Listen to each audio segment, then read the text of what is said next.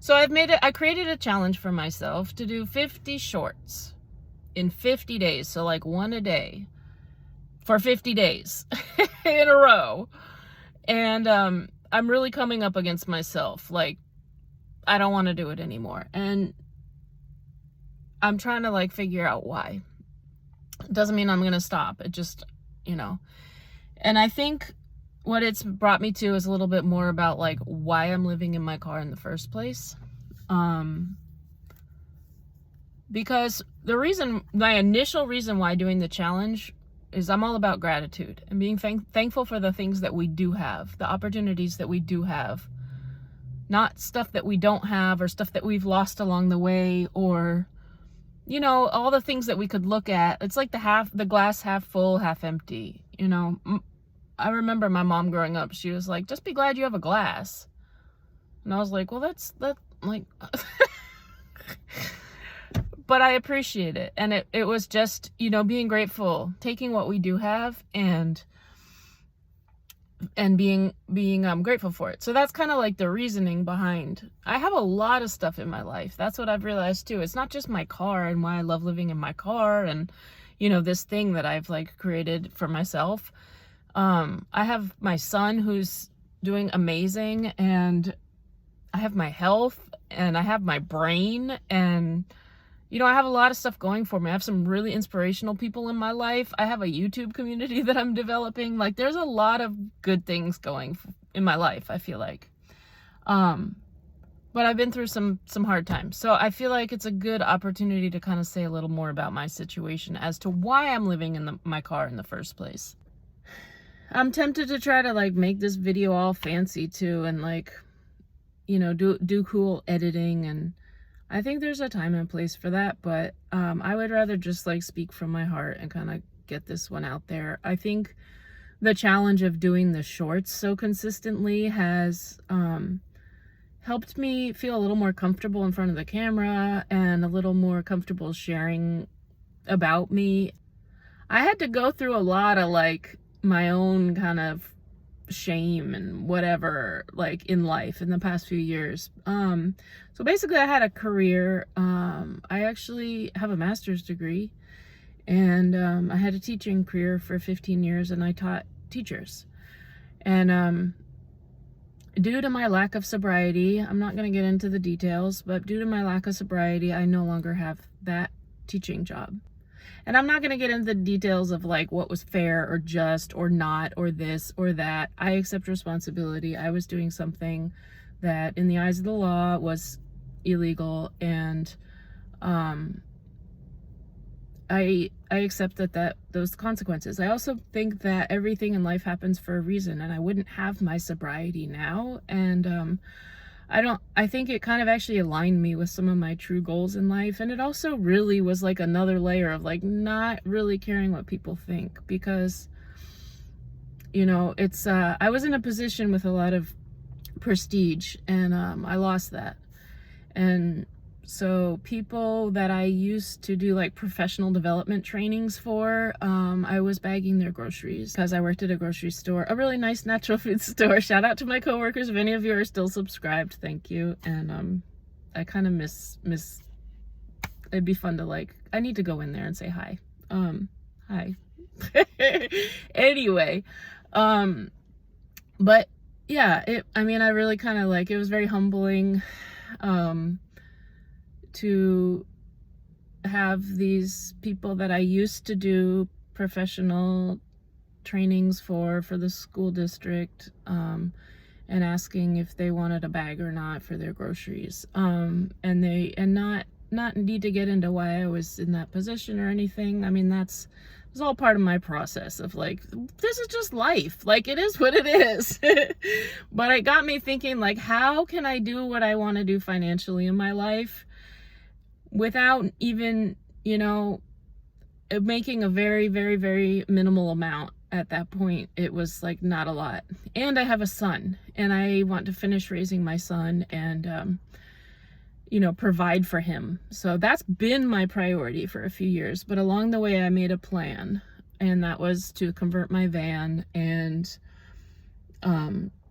fix that up so that when he was kind of like on his own a little more and a little more self-sufficient, I could live in my van and save up everything.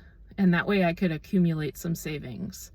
I feel like, I had kind of worked my way up in this career ladder and was actually making really good money, but I didn't know how to handle it. I didn't have the skills at that point, and I blew a lot of money. The last few years have taught me a lot. Sobriety has taught me a lot, or just like returned me, I think, to like a more grounded, centered place. I've learned a lot having to work with like a very small budget about managing money. I remember going through that crazy situation and thinking, if I just have the opportunity to spend some time with my son for these last few years of his like teenage years and be there with him, like, that's all I ask. And I have had that, and it's like part of why I'm like so grateful all the time. Like, I just have had so much gratitude for that opportunity, because when you see something, when you have a lot of stuff taken away, it's like, it kind of shows you like the stuff that's really important. So fast forward, about a year ago, I decided to kind of like spread my wings a little bit and trust life and its journey and its process. And I quit the job that I was doing at the natural food store, and I've done door dashing and gig work and Uber like for on and off since I think my DoorDash current account currently says 2019. I think I actually signed up in 2018. I think I had to like re-sign up, and I've been doing Uber Eats since it came to Tacoma, and I think that was 2017. And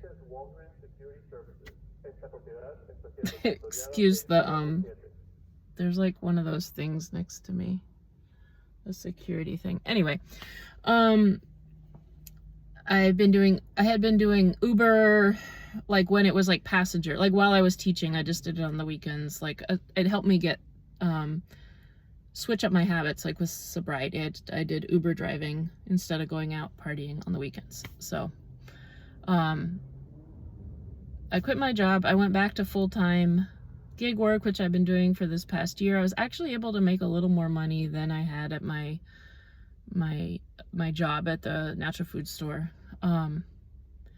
But it was hard to do it in my van. So I sold my van and got this car.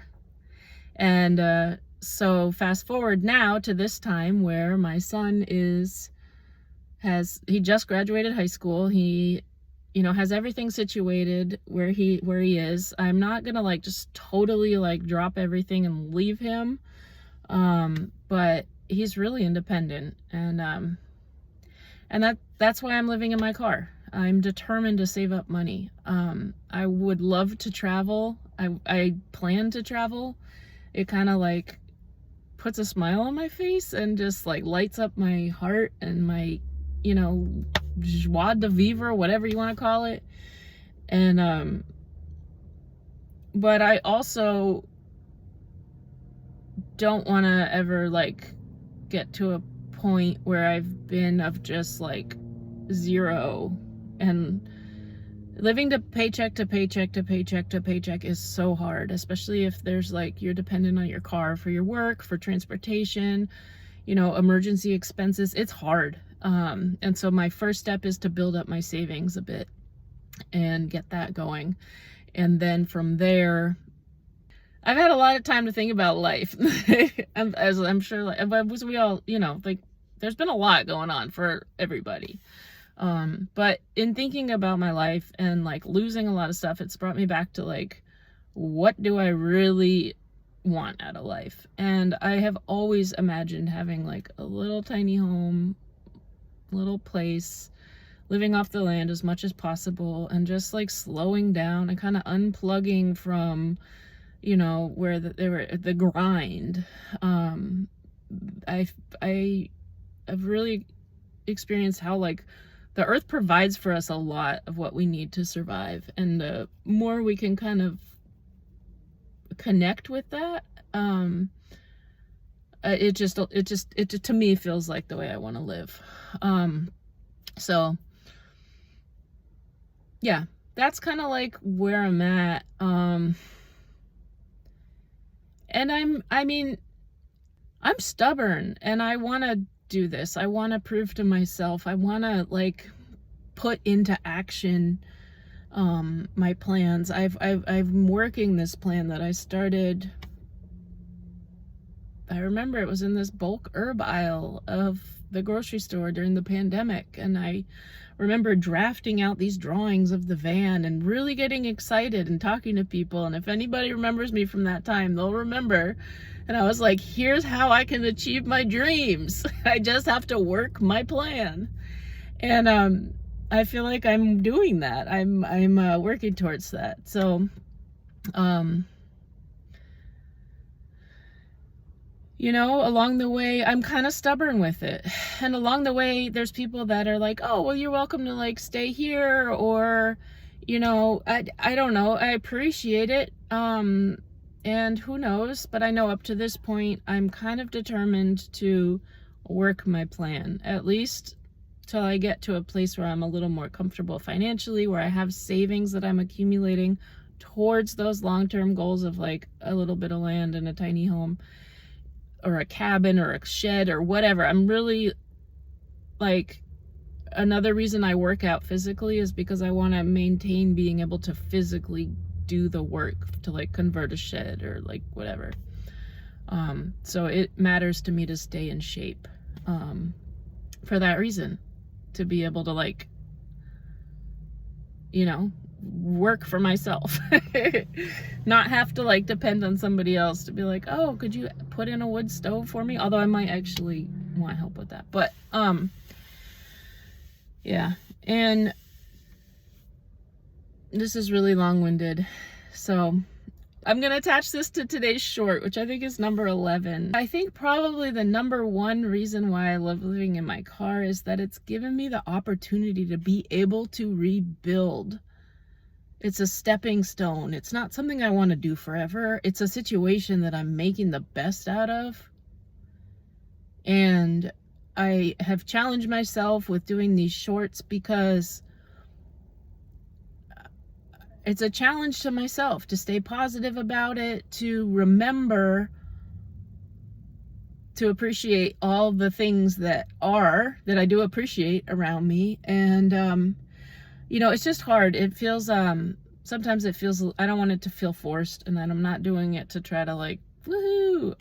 It's a challenge to myself. That's what it is. So, thanks for like watching and all that.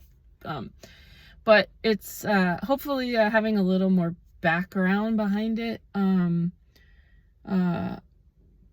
helps a little more about me. Anyway. And I'm aware that there are people out there that don't have places they can stay, and they don't have other options, and don't even have a car. And you know, I hope maybe my story can be of help somehow. You know, and we all have different stories. We all have different situations we're in. And I'm just trying to take my situation, stuff I've been through in my life, and try to take responsibility as much as possible for what I do have control over. And that's my choices. And that's the way I look at things. And that's my actions and what I do. That's the stuff I have control over myself. And I'm trying to make the best of that. And, that's how I'm kind of like, that's my story. So I hope this like is helpful. I'm planning to do a live next week, and this might provide like a little more background, just a little bit more about who I am. And I think that sometimes I hesitate to share some of the stuff I've been through, because I'm not looking for pity. But I think it is important to kind of share some of our struggles, because people might be able to relate. And I do put it out there that I'm sober, so, you know. I know people that struggle with the you know, addiction and substance abuse and drinking. And usually there's a story behind that as to how that struggle came about. And even overcoming the struggle and choosing sobriety, or, you know, whatever it is, you know, getting through the struggle. For some people, it's not even total sobriety. It's just everybody has a story. So I hope that by sharing a little bit more of the details of my story, I can be a help. All right, that's it. Be well. I'm going to do a car tour too coming up soon. So if anybody's interested in that, that's watching this video, feel free to look out for that. My car tour. I've done some updates. I'm feeling pretty good about it. I'm beginning to like, as if I haven't said enough reasons why I love living in my car. I was going to say I'm really beginning to love living in my car. My car really feels like a home. But anyway, talk to you soon. Bye.